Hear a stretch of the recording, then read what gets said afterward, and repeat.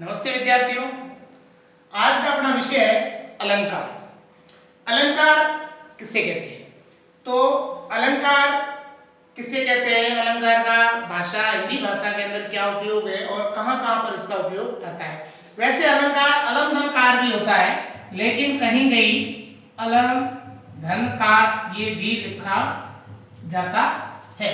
एक ही बात है, म के नीचे हलंत होने की वजह से यहाँ पर व्यंजन है वो स्वर के साथ मिल जाता है। तो अलंकार कैसे किसे कहते हैं? तो अलंकार संप्रदाय के प्रवर्तक है वो आचार्य भामन माने जाते हैं। कौन माना जाता है? आचार्य भामन। उन्होंने कहा था अलंकृति इति अलंकार, यानी अलंकृति इति अलंकार, जो अलंकृत करता है वो अलंकार कहलाता है।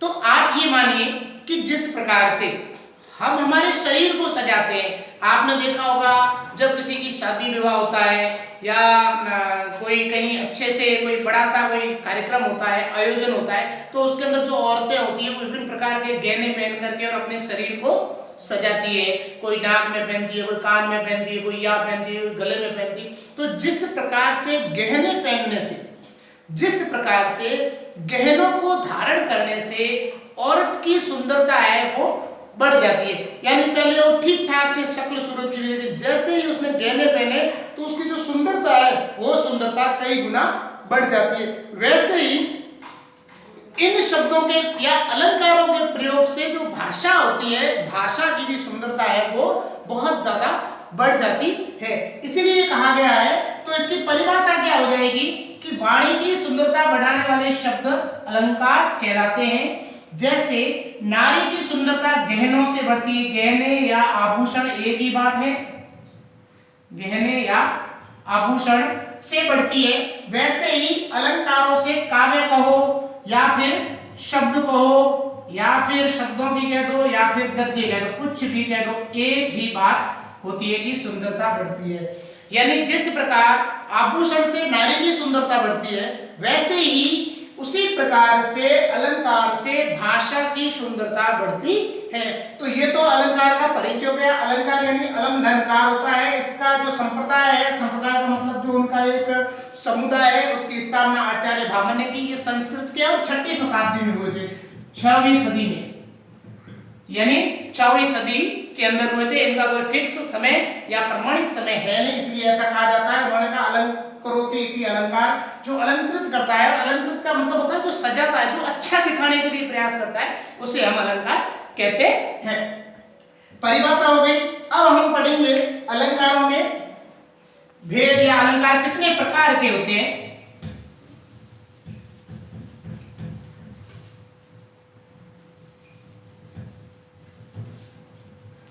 तो अलंकार है वो 3 प्रकार के होते हैं। कितने प्रकार के होते हैं? 3 प्रकार के। जो सबसे पहले अलंकार है वो होते हैं शब्दालंकार। शब्दालंकार। दूसरे होते हैं वो होते हैं अर्थालंकार। और जो तीसरे होते हैं वो होते हैं अभय अलंकार। अब शब्दालंकार का मतलब होता है, कोई भी अलंकार होता है जब अलंकार किसी शब्द के अंदर हो, यानी उस शब्द को बदल देने से, शब्द को बदलते ही अलंकार खत्म हो जाए। यानी कोई शब्द लिखा हुआ है, जैसे वहां पानी लिखा हुआ है। अब पानी का पर्यायवाची यानी उसका जो समानार्थी शब्द है पर्यायवाची, जैसे पानी का पर्यायवाची जल होता है, तो जल रखते ही वहां पर अलंकार है वो खत्म हो जाएगा। यानी अलंकार जल में न होकर के उस पानी शब्द में का, यानी जहां पर शब्द के अंदर अलंकार होता है वो शब्दालंकार कहते हैं। इसकी श्रेणी में अनुप्रास अलंकार आता है, इसकी श्रेणी में यमक अलंकार आता है और इसकी श्रेणी में श्लेष अलंकार आता है। ये 3 अलंकार ऐसे हैं जो शब्दालंकार की श्रेणी में आते हैं। उसके बाद दूसरा होता है अर्थालंकार, यानी जब अर्थ में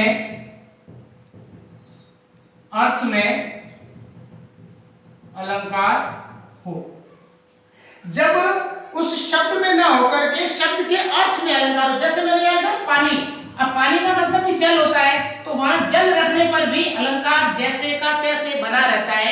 वहां पर कौन सा अलंकार होगा, तो अर्थालंकार होगा। तो अर्थालंकार के अंदर कौन कौन से, तो रूपक, उपमा, ये अन्योक्ति, ये विभिन्न प्रकार के अलंकार, ये मुख्य जो अलंकार शुरू होते उसके बाद ये विभिन्न प्रकार के अलंकार हैं, जो बहुत सारे अलंकार हैं वो आते रहेंगे आगे। लेकिन हमें ये ध्यान रखना, अर्थालंकार का मतलब क्या होता है, जब शब्द के अर्थ के अंदर अलंकार होता है तो वहां पर अर्थालंकार होता है। अब तीसरा उभय अलंकार। उभय अलंकार का मतलब होता है शब्द और अर्थ, शब्द और अर्थ दोनों, यानी शब्द और अर्थ दोनों में वो अलंकार निहित रहता है। और ये अमूमन तौर पे दो अलंकार है, वो विदेशी अलंकार है। उन विदेशी अलंकारों के अंदर ही, विदेशी अलंकारों के अंदर ही निहित रहता है, निहित रहता है, यानी जिसके अंदर मानवीकरण अलंकार आता है, मानवीकरण। तो ऐसे ये अलंकारों के तीन भाग हो गए, यानी पहला शब्दालंकार या शब्द में अलंकार, दूसरा अर्थालंकार जहां अर्थ के अंदर अलंकार, तीसरा उभय अलंकार यानी जिसमें शब्द और अर्थ दोनों है वो इसके अंदर आ जाएंगे। अब हम अध्ययन करेंगे पहले अलंकार।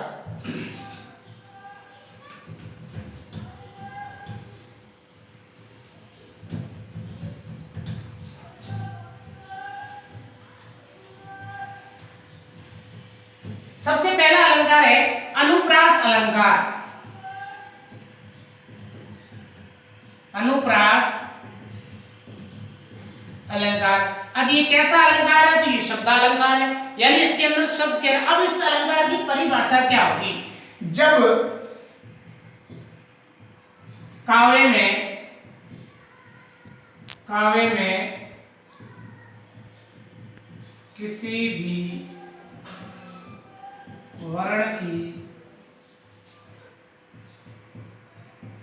एक से अधिक बार आवृत्ति होती है तो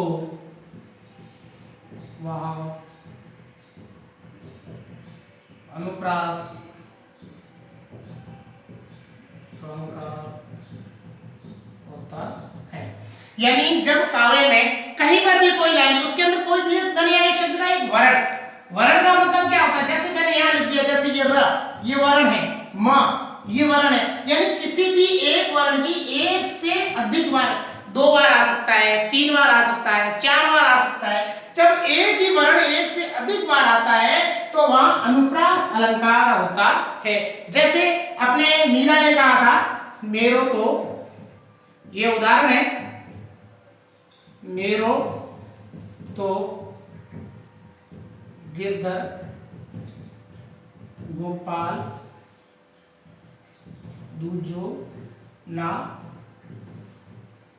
कोई। अब आप इसके अंदर देखो ऐसा कौन सा वर्ण है जो 2 बार आता है। तो देखो इसके अंदर आपने एक र यहां पढ़ा है, एक ही यहां रहा है, एक र यहां आ गया है, यानी ये र की कौन से वर्ण की पुनरावृत्ति हुई है, तो र वर्ण की पुनरावृत्ति हुई है। और इसके कारण से इसके अंदर क्या है, कौन सा अलंकार है, अनुप्रास अलंकार है। कौन सा अलंकार है, अनुप्रास अलंकार है।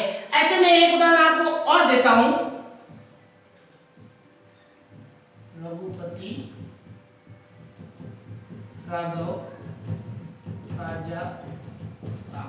अब ऐसे ही एक और उदाहरण है, ये पहला हो गया, ये दूसरा है रघुपति राघव राजा राम। तो इसके अंदर देखो बार बार इसमें र यहाँ आ गया, फिर ये र आ गया वापस, फिर यहाँ आया, फिर ये, यानी एक ही इस पंक्ति के अंदर 4 बार र वर्ण की पुनरावृत्ति हुई है। कौन से वर्ण की हुई है, तो र वर्ण की पुनरावृत्ति हुई है।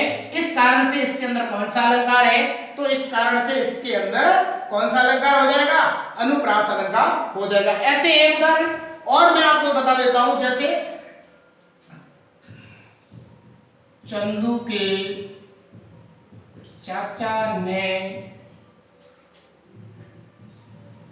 चंदू की चाची को, एक लाइन चलती है, चंदू के चाचा ने चंदू की चाची को चांदनी चौक में, तो ये भी इसका है, ये च, यहाँ च, यहाँ च, यहाँ च, यह च, च, यानी बार बार कौन से वर्ण की पुनरावृत्ति हो रही है, च वर्ण की पुनरावृत्ति हो रही है, और इस कारण से इसके अंदर कौन सा अलंकार हो जाएगा, तो अनुप्रास अलंकार हो जाएगा। अनुप्रास अलंकार के अंदर होता है कि जहां पर किसी भी कोई भी वर्ण की पुनरावृत्ति होती है। ऐसे आप भी बहुत सारे उदाहरण अपनी पुस्तक में देख सकते हैं।